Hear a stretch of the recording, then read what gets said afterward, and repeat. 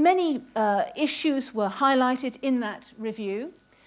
This debate was a second in a series of 4. An expert panel included Professor Peter Alcock from the Birmingham Child Poverty Commission, Bharat Chauhan from the School of Nursing, Midwifery and Social Work at Birmingham City University, and Father Oliver Koss from the All Saints Church. The day that Pauline and I were talking to Adrian Goldberg about this debate was the day that everyone else was talking about Jeremy Clarkson. Well, frankly, this might get me fired. I could give a crap about Jeremy Clarkson.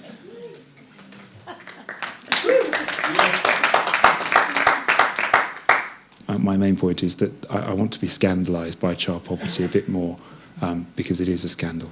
While Pauline of News and Brom says statistics for the city are misleading, Bharat looks at poverty being in isolation of the family. I'm interested in the fact that in Birmingham the figures are skewed because we're a big city with a big child population, but that's not a good enough excuse or explanation. The fact is we've had too much child poverty for generations in a multitude of wards in the city. There's 40 wards in this city and there's only 4, and they're fortunately for Sutton Coldfield in that part of the city, and we mustn't be jealous of that. We must aspire to the same and to reducing those levels as well. What about their emotional poverty or well-being?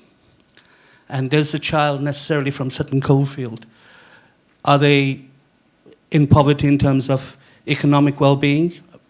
They're not, according to these statistics. But what about emotional and psychological and even social? Taking that geographical picture and assuming that if Peter Alcock says that the Labour government under Tony Blair pledged to halve child poverty levels in 2010 and end it by 2020. So there's also no lack of political commitment centrally from government, or at least from the last Labour government, to do something about child poverty.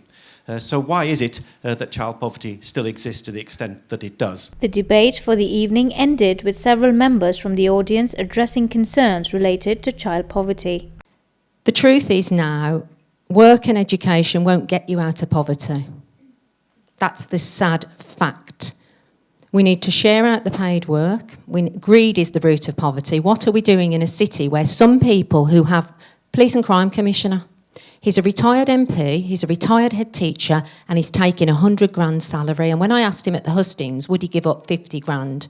He laughed at me. He laughed at me. And the first line of causes is straightforward. Child poverty is the policy of this government. If you are to formulate a menu to feed your family from the food that is provided from a food bank, which in itself is a very difficult exercise sometimes, that in the long term, there's a real risk of children and families being malnourished.